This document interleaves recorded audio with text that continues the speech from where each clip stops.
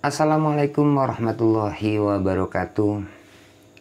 Oke, seperti biasa teman-teman ya, di video kali ini saya ingin menginformasikan lagi tentang gagal bayar di aplikasi pinjam duit ataupun galbay di aplikasi pinjam duit teman-teman ya. Dimana di aplikasi pinjam duit ini sudah lewat 2 bulan lebih teman-teman ya.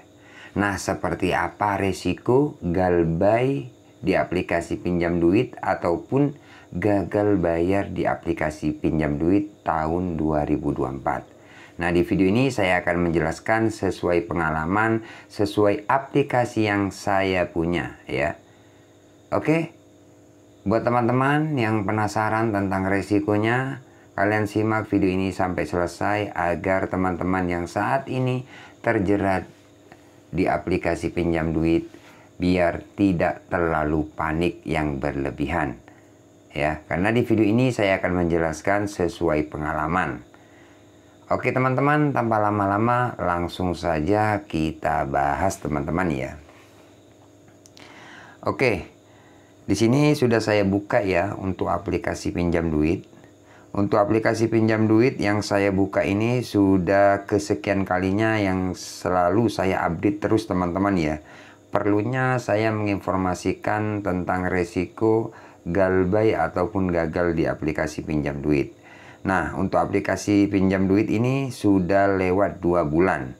Kalau teman-teman ikuti video-video saya tentang aplikasi pinjam duit yang ini, itu mulai dari telat 1 minggu, 2 minggu, 1 bulan ya. Bahkan sampai sekarang selalu saya update terus ya. Perkembangannya seperti apa, apakah disebar data, apakah menghubungi di luar kondar, itu selalu saya update. Bahkan sampai sekarang ini teman-teman ya. Nah, sampai sekarang ini sudah keterlambatan 62 hari. Nah, di bagian ini teman-teman bisa lihat keterlambatan 62 hari. Total denda 1 juta. Jadi ini sudah 1 juta untuk dendanya. Ya, mungkin teman-teman kalau mengikuti terus mulai dari awal mungkin tahu ini ya perkembangannya teman-teman ya. Nah, buat teman-teman yang masih bingung untuk yang saat ini yang telat, yang baru telat bayar di aplikasi pinjam duit, Bang, berapa per hari kalau kita telat? Dendanya itu berapa setiap hari? Nah, di sini saya akan menjelaskan ya buat teman-teman ya. Dan untuk dendanya sampai berapa hari, sampai kapan dia berhenti? Nah, di sini saya akan menjelaskan teman-teman ya. Nah, di sini ada 4 cicilan ya. Cicilan yang pertama ini sudah telat ya. Cicilan yang pertama sudah telat 2 bulan lebih. Cicilan yang kedua sudah telat dan yang ketiga sudah telat. Yang keempat ini masih belum telat ya. Artinya 3 cicilan ini sudah telat semua ya. Jadi untuk cicilan yang pertama itu 3.125.000 sekian-sekian. Nah, denda keterlambatan ini keseluruhan sudah 3 cicilan ini sudah mencapai 1 juta. Jadi untuk denda, misalkan teman-teman telat bayar 1 hari, 2 hari, itu akan otomatis bertambah sesuai berapa besar pinjaman kalian. Jadi misalkan teman-teman, Bang, berapa tiap hari untuk denda pinjam duit? Masalah denda tergantung cicilan kalian. Misalkan 3 juta di sini ya, kalian bisa cek tiap hari. Itu akan otomatis di bagian denda itu akan bertambah. Seperti itu. Sampai kapan Bang untuk denda itu terus berjalan?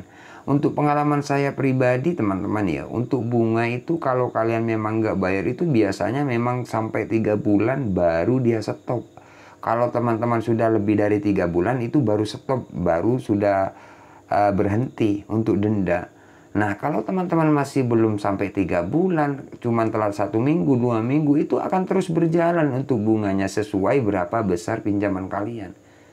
Seperti itu. Nah, misalkan untuk cicilan yang pertama ini masih belum sampai 3 bulan, itu akan bertambah terus ya. Masalah besar kecilnya itu tergantung berapa cicilan kalian, seperti itu. Kalau saya sebutin, kalau teman-teman yang bertanya, Bang, setiap hari berapa? Ya, saya kurang paham ya. Kalau untuk bunganya itu tergantung besarnya pinjaman kalian, cicilan kalian, seperti itu.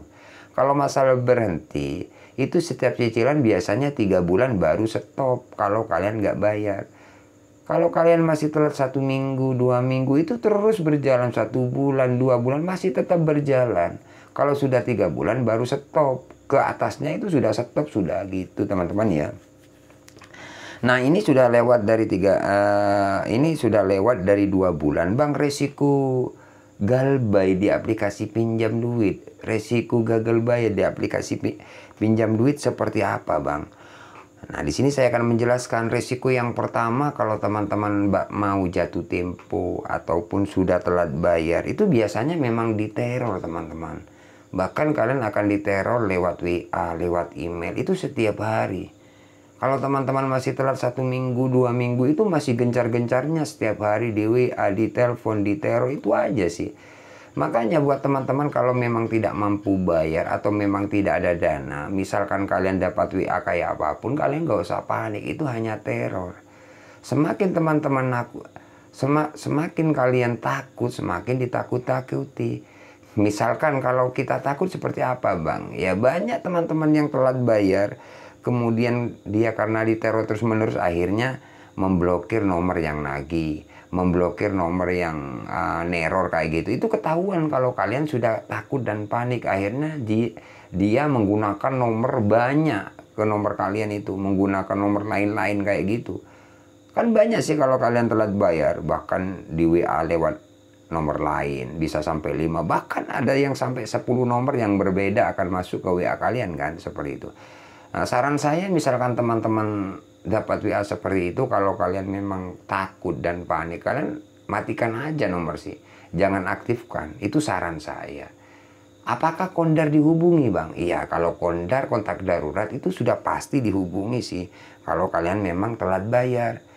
Kalau sebar data gimana bang? Kalau masalah sebar data itu biasanya memang kalau teman-teman telat bayar itu biasanya ada sih pengancaman atau teror. Kalau Anda nggak bayar hari ini terpaksa kami permalukan Anda. Ya, saya sudah punya data Anda, ke kontak Anda kami hubungi. Itu sudah biasa sebenarnya sih. Itu benar nggak dihubungi? Biasanya kalaupun ada itu ya mungkin 1 orang atau 2 orang bahkan sampai 5 orang. Itu pun kalaupun ada. Ya. Jangan teman-teman menganggap, wah ini bener nggak bang? Saya enggak. Nah ada yang enggak, ada yang iya, seperti itu. Makanya kalaupun ada itu mungkin 1 orang atau 2 orang, bahkan sampai 5 orang, bahkan nggak ada sama sekali gitu teman-teman. Jadi resikonya ya memang dihubungi di luar kondar, itu resiko. Mau nggak mau ya kalian harus terima, kan seperti itu. Kalau sebar data gimana bang? Sebenarnya kalau sebar data ke seluruh kontak itu enggak sih teman-teman. Cuman kalau kalian dapat WA diancam sebar data itu hanya nakut-nakuti aja sih. Makanya kalian harus kuat mental gitu. Nah, resiko galbay itu ya seperti itu, diteror, diancam sebar data, di email, nakut-nakutin terus agar kalian segera melunasi gitu. Maksudnya gitu ya. Resikonya ya seperti itu. Makanya kalian harus kuat mental ya. Jadi untuk 2 bulan ini di aplikasi yang saya punya ini sudah jarang WA sih, tapi ada, tapi nggak sesering waktu telat 1 minggu, 2 minggu, 3 minggu seperti itu. Ini ada WA tapi sudah jarang seperti itu ya, nggak segencar waktu telat 1 minggu, 2 minggu. Ya ini sudah 2 bulan lebih ya teman-teman. Kemudian untuk DC lapangan bang, gimana bang untuk aplikasi pinjam duit? Apakah ada DC lapangannya? Kalau teman-teman amati tentang aplikasi pinjam duit, itu kalian bisa lihat ada yang sampai 1 tahun ada aplikasi pinjam duit yang saya punya. Ya, itu gagal bayar. Nah, aplikasi pinjam duit apakah ada DC lapangannya? Kalau dari saya ya teman-teman, itu nggak ada sih sebenarnya. Kalau DC lapangan nggak ada. Cuman yang ada itu DC peneror, DC penagih, itu aja sih. Kalau masalah DC lapangan, sepengalaman saya, setahu saya mulai dari kemarin-kemarin itu nggak ada sih. Cuman kalau teman-teman telat bayar, memang biasanya dapat WA DC hari ini mau datang. Bahkan ada teman-teman yang telat bayar 1 hari itu sudah dapat WA DC mau datang. Tim kolektor mau jemput dana. Nah, biasanya kalau telat bayar itu biasanya ada yang WA masuk seperti itu. DC hari ini mau datang. Bahkan dikirimi video. Nah kalau seperti itu apa benar bang? Enggak benar. Itu hanya nakut-nakuti. Ya. Kalau teman-teman lihat video-video saya, kalian mungkin nggak akan panik sih. Oh iya bener abang. Oh iya bener. Makanya buat teman-teman harus kuat mental. Gitu. Itu sebuah resiko. Gitu loh. Mau nggak mau, ya kalian harus terima teror seperti itu. Makanya kalian sering nonton video-video saya. Itu banyak yang WA kayak apa, DC mau datang, tim kolektor, sering saya infokan. Ya, jadi seperti itulah resiko galbay di aplikasi pinjam duit ataupun gagal bayar di aplikasi pinjam duit tahun 2024. Intinya aman, cuman diteror. Masalah menghubungi di luar kondar itu ya wajar sih. Itu sebuah resiko, mau gak mau ya kalian harus terima. Tapi kalau masalah sebar data ke seluruh kontak, enggak sih teman-teman. Itu aja sih teman-teman ya. Oke teman-teman, terima kasih. Nantikan untuk updatean aplikasi pinjam duit ini ya.